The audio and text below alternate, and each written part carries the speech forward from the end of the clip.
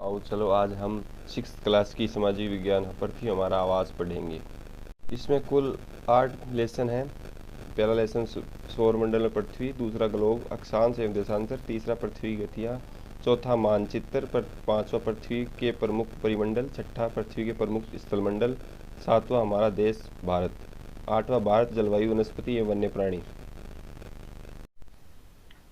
चलो पढ़ते हैं। पहला लेसन सौरमंडल में पृथ्वी। सूर्यास्त के बाद आकाश को देखना कितना अच्छा लगता है। आसमान में पहले एक या दो चमकते बिंदु ही दिखते हैं, लेकिन बाद में उनकी संख्या बढ़ती जाती है। आप उनकी गणना नहीं कर सकते। संपूर्ण आकाश छोटी छोटी चमकदार वस्तुओं से भरा होता है। आकाश गंगा छोटी छोटी चमकदार वस्तुओं से भर जाता है, जिनसे कुछ चमकीले होते हैं, कुछ धुंधले। ऐसा प्रतीत होता है मानो आकाश में हीरे जड़े हों। इनसे कुछ टिमटिमाते प्रतीत होते हैं, लेकिन अगर आप उनको ध्यान से देखेंगे तो आप पाएंगे कि इनमें से कुछ टिमटिमाते अन्य से अलग हैं। ये बिना किसी टिमटिमाहट के चंद्रमा के समान चमकते हैं। इनकी चमकीली वस्तुओं के साथ आप लगभग प्रतिदिन चंद्रमा को भी देखते हैं। यह अलग अलग समय पर अलग अलग आकार तथा अलग अलग स्थितियों में दिखाई पड़ता है। आप पूर्ण चंद्र को लगभग 1 महीने में एक बार देख सकते हैं। यह पूर्ण चंद्रमा वाली रात पूर्णिमा होती है। 15 दिन के बाद आप इसे नहीं देख सकते। यह नए चंद्रमा की रात्रि या अमावस्या होती है। ऐसी रात्रि में अगर आसमान साफ हो तो आप आसमान को अवलोकन अच्छी तरह से कर सकते हैं। क्या आपको इस बात पर आश्चर्य नहीं होता कि हम उस दिन के समय चंद्रमा और उन सभी छोटी चमकीली वस्तुओं को क्यों नहीं देख पाते? ऐसा इसलिए क्योंकि सूर्य के अधिक तेज प्रकाश के कारण रात के समय चमकने वाली वस्तुओं को हम दिन में नहीं देख सकते। सूर्य, चंद्रमा तथा वे सभी वस्तुएं जो रात के समय आसमान में चमकती है खगोलीय पिंड कहलाती है।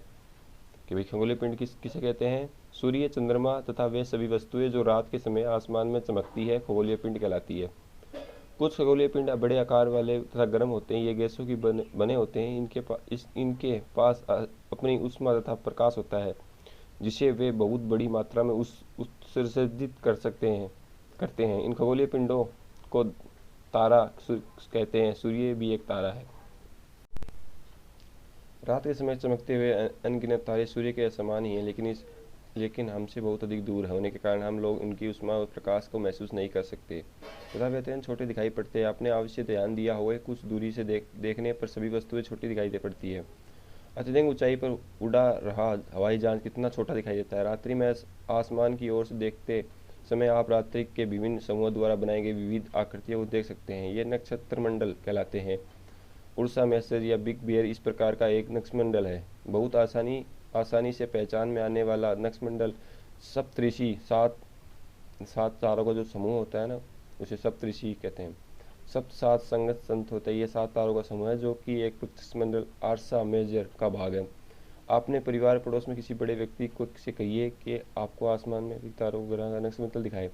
प्राचीन समय में लोग रात्रि को दिशा का निर्धारण तारों की सहायता से करते थे। जो प्राचीन समय होता था ना, उनमें लोग अनंत तारों से अपनी दिशा का प्रतीत करते थे। यह आसमान में हमेशा एक ही स्थान पर रहता है। हम सप्तऋषि की सहायता से ध्रुव की तारे की स्थिति को जान सकते हैं। यदि सप्तऋषि मंडल के संकेतक तारों को आपस में मिलाते हुए एक काल्पनिक रेखा खींची जाए तो इसे कहते हैं। कुछ खगोलीय पिंडों ने अपना प्रकाश या ऊष्मा नहीं होती है, वे तारों को प्रकाश से प्रकाशित होते हैं। ऐसे पिंड ग्रह कहलाते हैं। ग्रह, जिसे अंग्रेजी में प्लेटनेट कहते हैं, ये ग्रीक भाषा प्लेनाइट से सबसे बना है, जिसका अर्थ होता है परिभ्रमक अर्थात चारों ओर घूमने वाला। सूर्य प्रकाश एवं ऊष्मा सूर्य से प्राप्त करती है, जो पृथ्वी के सबसे नजदीक तारा है। पृथ्वी को अधिक दूरी से जैसे चंद्रमा देखने पर यह चंद्रमा की तरह चमकती हुई प्रतीत होती है। बृहस्पति, शनि तथा यूरेनस की चारों ओर छल्ले हैं। ये छल्ले विभिन्न पदार्थों के असंख्य छोटे छोटे पिंडों से पट्टियों है। पृथ्वी में इन छल्लों की शक्तिशाली दूरबीन की सहायता से देखा जा सकता है। आसमान देखने वाला चंद्रमा एक उपग्रह है। यह हमारे पृथ्वी का सहचर है, इतना इसके चारों ओर चक्कर लगाता है। हमारी पृथ्वी के समान 7 अन्य ग्रह जो सूर्य के प्रकाश एवं ऊष्मा प्राप्त करते हैं, उनमें से कुछ के पास अपना चंद्रमा भी है। सौरमंडल। सूर्य 8 ग्रह है, उपग्रह तथा कुछ अन्य खगोलीय पिंड है, जैसे क्षुद्र ग्रह, उल्का पिंड मिलकर सौरमंडल का निर्माण करते हैं। उसे हम सौर परिवार का नाम देते हैं, जिसका मुख्य सूर्य है। सूर्य सौरमंडल के केंद्र में स्थित है। यह बहुत बड़ा है, अत्यधिक गर्म गैसों से बना है। इसका खिंचाव बल इससे सौरमंडल बांध रखता है। सूर्य सौरमंडल के लिए प्रकाश एवं ऊष्मा का एकमात्र स्रोत है, लेकिन हम इसकी उस तेज ऊष्मा को महसूस नहीं करते, क्योंकि सबसे नज़दीक का तारा होने के बावजूद ये हमसे बहुत दूर है। सूर्य पृथ्वी से लगभग 15 करोड़ किलोमीटर दूर है। ग्रह, हमारे सौरमंडल में 8 ग्रह हैं। सूर्य से दूरी के अनुसार में है, बुध है पहलो, दूसरा शुक्र, पृथ्वी, मंगल, बृहस्पति, शनि, यूरेनस, नेपच्यून। सौरमंडल के सभी 8 ग्रह एक निश्चित पथ पर सूर्य के चक्कर लगाते हैं। ये सातों दीर्घावतार में फैले हुए हैं कि यह कक्षा कहलाती है। बुध सूर्य के सबसे नज़दीक अपनी कक्षा में सूर्य के चारों ओर एक चक्कर लगाने में इसे केवल 28 दिन लगते हैं। शुक्र को पृथ्वी का जुड़वा ग्रह माना गया क्योंकि इसका आकार एवं आकृति लगभग पृथ्वी के ही समान है। अभी तक प्लेटो भी एक ग्रह माना जाता है, परंतु अंतर्राष्ट्रीय खगोलीय संगठन ने अपनी बैठक अगस्त 2006 में ये निर्णय लिया कि यूरेनस और प्लेटो बोन ग्रह कहे जा सकते हैं। पृथ्वी सूर्य से दूरी के हिसाब से पृथ्वी तीसरा ग्रह, आकार में 5वां सबसे बड़ा ग्रह है। ये ध्रुवों के पास थोड़ी चपटी है, यही कारण है कि इसके आकार को भूभाग कहा जाता है। भू आकार है पृथ्वी के समान आकार। जीवन के लिए अनुकूल परिस्थितियां संभवतः केवल पृथ्वी पर ही पाई जाती है। पृथ्वी न तो अधिक गर्म है न ही अधिक ठंडी है। यहाँ पानी है, वायु उपस्थित है जो हमारे जीवन के लिए आवश्यक है। वायु में जीवन के लिए आवश्यक जैसे गैस जैसे ऑक्सीजन मौजूद, इन्हीं कारणों से पृथ्वी सौरमंडल का सबसे अद्भुत ग्रह है। अंतरिक्ष को देखने पर पृथ्वी नीले ग्रह की दिखाई पड़ती है क्योंकि 2/3 सतह पर पानी से ढकी हुई है, इसलिए इसे नीला ग्रह कहा जाता है।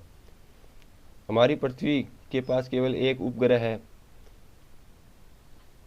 तो तथा इसका व्यास पृथ्वी के व्यास का केवल 1/4 इतना बड़ा इसलिए प्रतीत होता है क्योंकि एक उपग्रह खगोलीय पिंड होता है नज़दीकी। ये हमें से लगभग 3,84,400 किलोमीटर दूर है। अब आप पृथ्वी से सूर्य चंद्रमा की दूरी की तुलना कर सकते हैं। प्रकाश की गति लगभग 3 लाख किलोमीटर प्रति सेकंड है। इस गति के बावजूद सूर्य प्रकाश का पृथ्वी पर आने पर 8 मिनट लग जाती है। चंद्रमा पृथ्वी का एक चक्कर लगभग 27 दिन में पूरा करता है। लगभग इतने ही समय में अपने अक्ष पर एक चक्कर भी पूरा करता है। इसके परिणाम स्वरूप पृथ्वी से हमें चंद्रमा का केवल एक ही भाग दिखाई पड़ता है। चंद्रमा की परिस्थितियां जीवन के लिए अनुकूल नहीं है। इसकी सतह पर पर्वत, मैदान एवं गड्ढे हैं जो चंद्रमा की सतह पर छाया बनाते हैं। पूर्णिमा के दिन चंद्रमा इनकी छाया को देख सकता है। क्षुद्र ग्रह, तारों, ग्रह, उपग्रहों के अतिरिक्त असंख्य पिंड भी सूर्य के चारों ओर चक्कर लगाते हैं। इनका पिंडों में क्षुद्र ग्रह कहते हैं। ये मंगल, बृहस्पति की कक्षाओं के बीच पाए जाते हैं। वैज्ञानिकों के अनुसार क्षुद्र ग्रह के ही भाग होते हैं जो अधिक वर्ष पहले विस्फोट के बाद ग्रह को टूटकर अलग अलग हो गए। उल्कापिंड, सूर्य के चारों ओर चक्कर लगाने वाले पत्थर को छोटे छोटे टुकड़े उल्कापिंड कहते हैं। कभी कभी ये उल्कापिंड पृथ्वी को इतने